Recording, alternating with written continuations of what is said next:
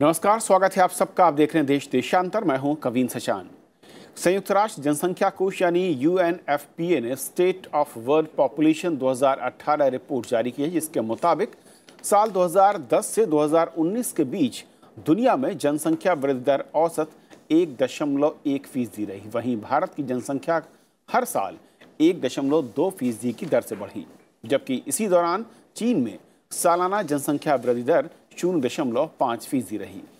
भारत का जनसंख्या बढ़ने का आंकड़ा चीन से दोगुना है और एक अनुमान के मुताबिक 2050 तक वैश्विक जनसंख्या में सबसे अधिक तेजी अफ्रीकी देशों और अधिक जनसंख्या वाले देशों जैसे भारत और नाइजीरिया में हो सकती है।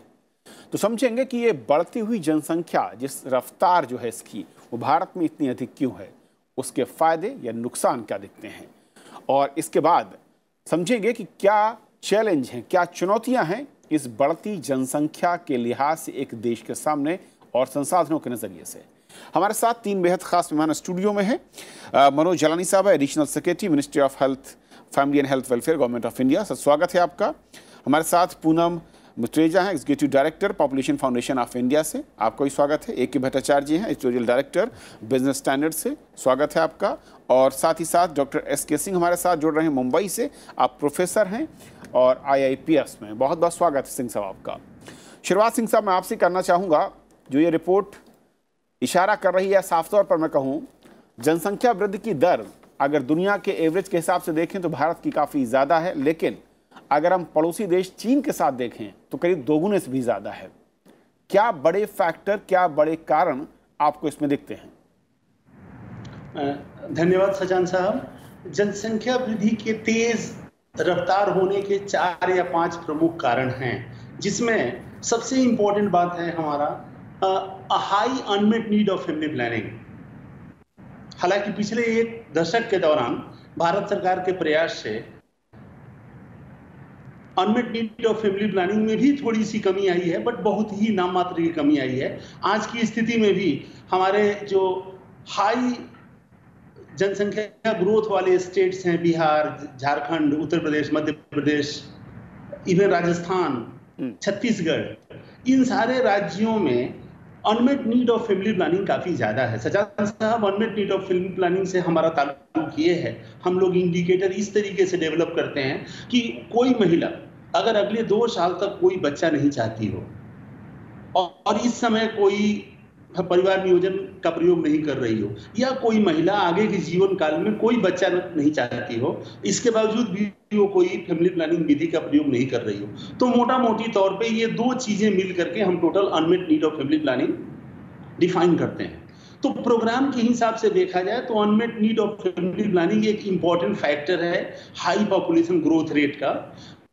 दूसरा इंपॉर्टेंट फैक्टर हमारा है लो एज एट मैरिज, जो कि प्योर कल्चरल फैक्टर है। चाहे हम कितना हो मास मीडिया अवेयरनेस क्रिएट करें, लेकिन अगर फीमेल एजुकेशन बहुत अच्छे तरीके से उसमें बढ़ोतरी नहीं हो रही है, फीमेल वर्क फोर्स पार्टिसिपेशन अगर नहीं बढ़ रहा है, तो पेरेंट्स रूरल एरियाज में मोस्टली पेरेंट्स के सामने बच्चियों की शादी करने के अलावा दूसरा कोई रीजन नहीं है। आज की तारीख में देखा जाए तो इंडिया में करीब 27% ऐसी करेंटली मैरिड वीमेन हैं एज 20 to 24 में, जिनकी शादी 18 ईयर्स से पहले हुई थी। ऐसे लोगों का अनुपात बिहार में, झारखंड में, मध्य प्रदेश, राजस्थान, जो हमारे, हालांकि महाराष्ट्र और आंध्र प्रदेश भी उस कैटेगरी में आता है, लेकिन उनके सामने पॉपुलेशन ग्रोथ की समस्या वैसी नहीं है। फर्टिलिटी TFR उनका ज्यादा नहीं है। लेकिन हमारे जो बाकी 8-9 राज्य हैं, जिसपे सरकार पहले से ही काफी कोशिश कर रही है, लेकिन सरकार के सारे कोशिशों के बावजूद वहाँ और कई लोकल, आपने स्टेट वाइज जो अलग अलग बताया है, सवाल ये है कि जलानी साहब, पहला तो ये कि जो रेट दिख रहा है, जो वृद्धि दर है, जो ग्रोथ रेट है पॉपुलेशन की 1.2, क्या वाकई अलार्मिंग है? क्या ये चिंता की बात है, या फिर ये हम इसे पॉजिटिव भी ले सकते हैं एक देश के नज़रिए से? कि आई मीन कंसिस्टेंटली हम लोग जो एनुअल ग्रोथ रेट है, अगर हम 2011 का आंकड़ा देखेंगे जो सेंसस में आया था 1.7 का था, अब घट करके ये 1.2 हो गई है। तो अब धीरे धीरे 1.2 से जाते हुए, क्योंकि जो हमारा ये जो मतलब टोटल फर्टिलिटी रेट, जो रिप्लेसमेंट फर्टिलिटी रेट होती है वो 2.1 होती है। हमारा NFHS के हिसाब से हम 2.2 तक पहुंच गए हैं।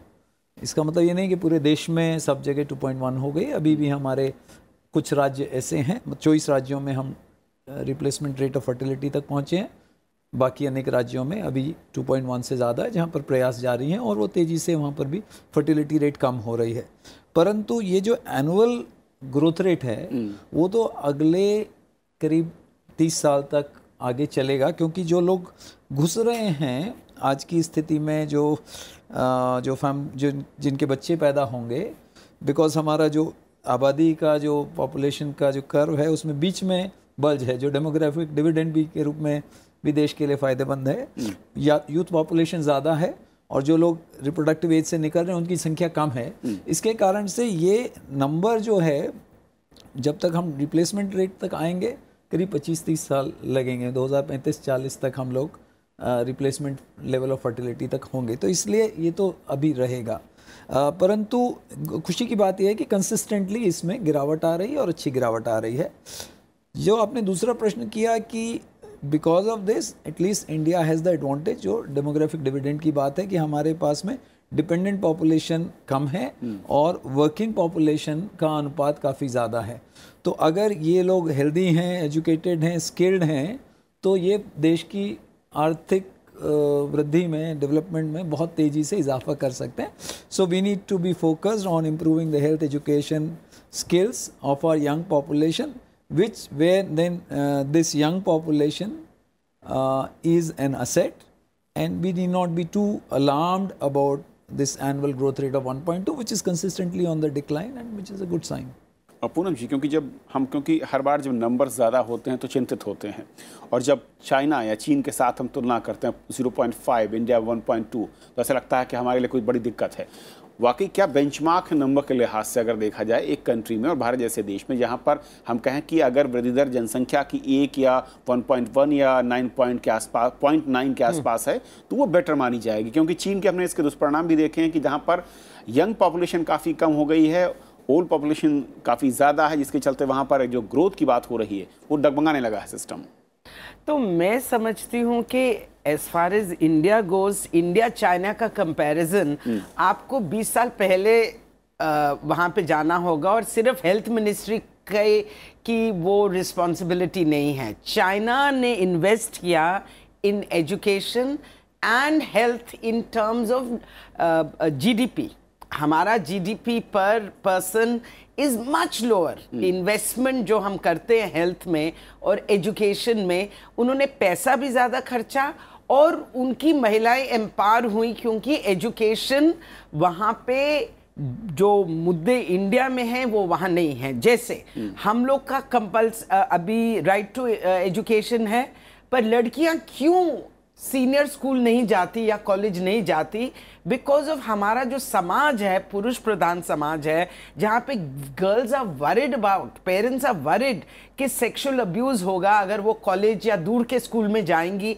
तो हम लोग सिर्फ आप health ministry and family planning के ऊपर निर्भर नहीं होता, decline in population and total environment आप कह रही हैं। बिल्कुल, और विमेन्स एम्पावरमेंट। देखिए, जब तक हम महिलाओं का सशक्तिकरण नहीं करेंगे through education, employment and other opportunity, second हमारे यहाँ बहुत young population, and I absolutely agree with mister Jalani, it's an opportunity, but we must invest. Window जो डेमोग्राफिक डिविडेंड की विंडो है वो सारी उम्र नहीं रहेगी, वो 10-15 साल ज़्यादा से ज़्यादा रहेगी। And if we invest in their education we will have an advantage, if we invest in their job skill development. And दूसरा, हमारे देश में हम समझते हैं young people are not sexually active, whether they are married और unmarried. We have to invest in access to family planning of temporary methods to unmarried and married adolescents, and we have to make sure our girls stay in school. And finally, अगर हम jobs create करेंगे एक healthy population के लिए, तो India China से number कोई बात नहीं, कोई फिक्र की बात नहीं है। हम उनसे इकोनॉमिक ग्रोथ में और अपने यंग पीपल्स फ्यूचर में बहुत आगे बढ़ सकते हैं, but we have to have political commitment, not just नाराज।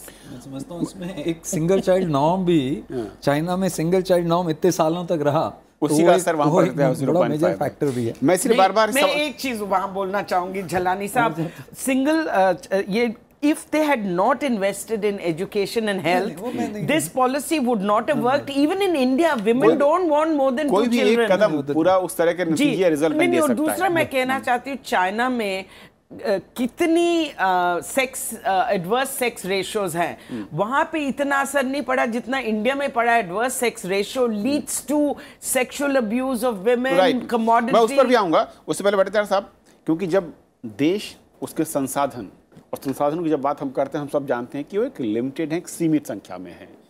देश की जब आबादी बढ़ती है एक सीमा तक, वो देश के लिए पॉजिटिव रिजल्ट देती है। मैं बार बार उस नंबर पे आ रहा हूँ कि क्या 1.5 ये जो विंडो है ये कहाँ तक है जब तक हम इसका फ़ायदा या हमारे लिए पॉजिटिव है, और भारतीय संसाधनों के लिहाज से कहाँ पर जाकर वो नंबर जो है वो अलार्मिंग पर दिखता है। देखिए, मुझे जो लग रहा है इस वक्त अलार्मिंग सिचुएशन, मैं मानता हूँ contrary to many believes alarming नहीं है। क्योंकि हमारी जो ग्रोथ रेट जो है इस वक्त, पॉपुलेशन ग्रोथ रेट, इसको आपको ये भी देखना है कि ये पॉपुलेशन अगर ग्रोथ रेट अगर 1.2 आया है, इसका एक प्रधान कारण ये भी हुआ है कि हमारी जो हेल्थ एंड हाइजीन की जो अवेलेबिलिटी जो है उसमें बहुत वृद्धि हुई है। उसके होने से भी जो पॉपुलेशन ग्रोथ में एक इजाफा होता है, तो ये आपको मानना पड़ेगा आपको। बिल्कुल। प्रॉब्लम जो आती है, जो मैम ने कहा कि अगर आप while maintaining this growth rate, अगर आप एजुकेशन और हेल्थ केयर इन दोनों चीज में ठीक तरह से अगर निवेश ना करें और उनकी कैपेसिटी बिल्डिंग ना करें, तब हमारी डेमोग्राफिक डिविडेंड लायबिलिटी में पलट सकती है। और मैं समझता हूं कि जो चाइना का जो मॉडल है वो एकदम गलत मॉडल है। हमारी देश के एक सुई जेनरिस मॉडल होनी चाहिए, जो मैं मानता हूं कि जो एक ढांचा तो है, पर उसको और भी उसको सुधार करके उसको, क्योंकि हमारे इस ढांचे में अभी भी हेल्थ और एजुकेशन कैपेसिटी बिल्डिंग नाउ करीबन 350 या 340 मिलियन ऐसे हमारे पास 18 साल के नीचे हैं इस वक्त। मेरे फिगर शायद ठीक नहीं होंगे, पर 330 तो 340 मिलियन ऐसे लोग हैं। भारत में करीब 0 से 14 का जो है करीब 27% है, 15 से 64 जो आयु वर्ग 67 है। तो मेरा सवाल ये है कि ये जो है आपका, ये आपका इज द रियल बोन, जो आपका जो बैकबोन जो बनेगा आपका, इसके लिए हम क्या कर रहे हैं? कितने ड्रॉप आउट रेस होंगे, कितने को हमें ठीक तरह से हम सुविधा नहीं दे सकेंगे। तो मैं समझता हूँ कि एक इकोनॉमिक पर्सपेक्टिव से ये हमारी एक बहुत बड़ी एक फंडामेंटल रिसोर्स बन सकती है, पर ये एक हमारी एक फंडामेंटल कर्ज भी बन सकता है अगर हम ठीक तरह से एजुकेशन, हेल्थ केयर और जो हम जो अपॉर्चुनिटीज़ की जो बात कर रहे हैं वो हम ना क्रिएट कर सकें। मैं ये नहीं मानता कि चाइना का मॉडल ले ले आप, जैसे उन्होंने 1 चाइल्ड नॉर्म जो किया उन्होंने, मैं मानता हूँ उसी के लिए आज की जो उनकी सडन जो टेंशन जो आ रही है ग्रोथ के ऊपर, वो हमें आनी नहीं चाहिए। क्योंकि हमारी जो डेमोग्राफिक डिविडेंड के पीरियड है 10 साल नहीं है। My understanding is it will go on till 2040। पर अगर आप अभी इन्वेस्ट नहीं करेंगे नहीं होगा। तो क्योंकि नहीं होगा। अगर आप देखते हैं कि around 555 million people are in the age gap of 18 and 40. Now it is an asset in my, अगर हम इनकी ये productive contribution to the economy अगर हम ठीक कर सकें और एक एनवायरनमेंट ठीक से बना सके, तो मैं मानता हूँ कि इसमें मतलब ये तो एक एसेट की बात है, लाइबिलिटी की बात नहीं है। सिंह साहब, 2 चीज़ें हैं। पहली चीज़ तो ये क्योंकि आप international institute of population science में प्रोफेसर हैं, जिस तरीके से जब नंबर की बात करते हैं और भारत और इंटरनेशनल अगर नॉर्म्स को देखें, 1.2, 1.1 इंडिया, 1.1 नेशनल इंटरनेशनल, 1.2 इंडिया दिख रहा है इस रिपोर्ट में। भारत के लिहाज से ये जितने भी पैनलिस्ट हैं कह रहे हैं कि चिंता की बात नहीं, ये फिलहाल हमारे लिए पॉजिटिव है। अगर इसे हम देखें, क्या वो नंबर इंडिया के रिसोर्सेज और इंडिया में जिस तरीके का मैं कहूं कि निवेश है, शिक्षा को लेकर, स्वास्थ्य को लेकर, अलग अलग राज्यों की तस्वीर है, उस नज़रिए से क्या ये इस वक्त अभी भी ठीक है, या कितने हम नीचे तक इसे ला सकते हैं, उसके बाद हमें फोकस डाइवर्ट करना पड़ेगा, यानी कि निवेश की तरफ बढ़ना पड़ेगा, जो हमारी सबसे बड़ी चिंता होगी, अवेयरनेस की तरफ बढ़ाना होगा? जी, दरअसल हाँ, यहाँ 2 बातें हम कहना चाहेंगे। आपने जो 3 बड़े क्वेश्चन रेज किए हैं कि जो हमारा ग्रोथ रेट है वो एजुकेशन के लिए, हेल्थ के लिए, एम्प्लॉयमेंट के लिए क्या हमारा ऑप्टिमम लेवल हो सकता है। यहाँ पहली बात मेरी ये होगी, जैसे झालानी साहब ने शुरू में कहा था कि इंडिया के 29 स्टेट्स और 7 यूनियन टेरिटरीज में केवल 8 ऐसी हैं जहां पर हमारी प्रॉब्लम बनी हुई है। चाहे आप ग्रोथ रेट की बात करें, TFR की बात करें, एक केवल 8 स्टेट्स ऐसे हैं जहां हमारी प्रॉब्लम है। और नेशनल लेवल पे एज ए होल उन्होंने बताया NFHS 4 के विषय में 2015-16 इवन SRH 2016 एस्टिमेट्स के अनुसार हम लोगों का TFR ऑलरेडी 2.2 आ चुका है। और जहां तक मेरी जानकारी है, किसी भी कंट्री में जहां मैटरनल मोर्टेलिटी रेशियो 100 से ऊपर अगर है तो TFR 2.2 is equivalent to replacement level fertility.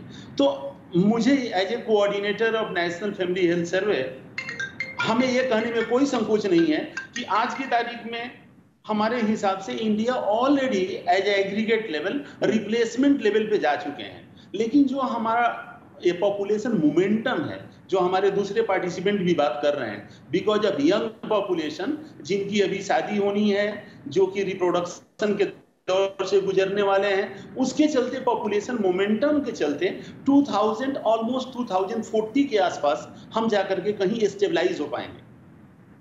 और इस बीच में हमारा हेल्थ, एजुकेशन, एम्प्लॉयमेंट, तीनों के लिए गवर्नमेंट की स्थिति में अभी पूरी कंट्री के लिए एक पॉलिसी हमारे लिए कारगर नहीं होना है। इवन हम डिस्ट्रिक्ट लेवल तक जा रहे हैं। अगर गवर्नमेंट की एक रिसेंट प्रोग्राम को देखें, 115 डिस्ट्रिक्ट्स को गवर्नमेंट ने एस्पिरेशनल डिस्ट्रिक्ट आइडेंटिफाई किया है, जहां पर गवर्नमेंट के प्रोग्राम को इंटीग्रेट करके फोकस किया जा रहा है। बट दोज 115 डिस्ट्रिक्ट्स केवल 8 या 9 स्टेट्स में नहीं है, वो ऑल इंडिया के ऑल 28 स्टेट्स और इंडिया के 28 स्टेट्स में स्प्रेड हैं। इवन केरला में भी एक डिस्ट्रिक्ट है जो कि एस्पिरेशनल डिस्ट्रिक्ट के तहत आ रहा है। उसी तरीके से मिशन परिवार विकास हमारी ministry of health and family welfare की तरफ से चलाया जा रहा है, झालानी साहब के नेतृत्व में ही चलाया जा रहा है, जो कि 246 डिस्ट्रिक्ट में हम लोग TFR को नीचे लाने के लिए कोशिश कर रहे हैं। अगर हमारा फर्टिलिटी कम होगा, मोर्टलिटी ऑलरेडी हम लोग काफी हद तक कंट्रोल कर चुके हैं, केवल नियोनेटल मोर्टलिटी हमारे लिए एक प्रॉब्लम है। तो डेमोग्राफिक पैरामीटर्स आर काफी हद तक हमारे कंट्रोल में है। जहां पॉपुलेशन की बात है, हम पॉपुलेशन ओके मनोज सर, दो चीजें और कि कुछ स्टेट हमने देखा है इंडिया में भी जहां पर पॉपुलेशन की जो वृद्धि दर है, जो ग्रोथ रेट, वो काफी हाई है। क्या वहां पर ज्यादा पॉपुलेशन है इसलिए अवेयरनेस कम है, या शिक्षा का स्तर कम है, आर्थिक तौर पर कमज़ोर लोग हैं इसलिए वो ज़्यादा फैक्टर है, या कुछ और फैक्टर हैं? और जो हम कदम उठा रहे हैं, क्योंकि करीब 7 से 8 राज्य ऐसे हैं जहाँ पर नतीजे उस तरीके के नहीं जो बाकी राज्यों में दिखते हैं, उसको बदलने के लिए क्या हमारे कदम हैं? तो खैर जैसा अभी तक की चर्चा में आया है कि जो जनसंख्या की वृद्धि के कारण हैं उसमें मतलब बहुत सारे कारक रहते हैं। आर्थिक स्तर, विमेन एम्पावरमेंट, शिक्षा का स्तर, general level of awareness, general level of availability of services etcetera.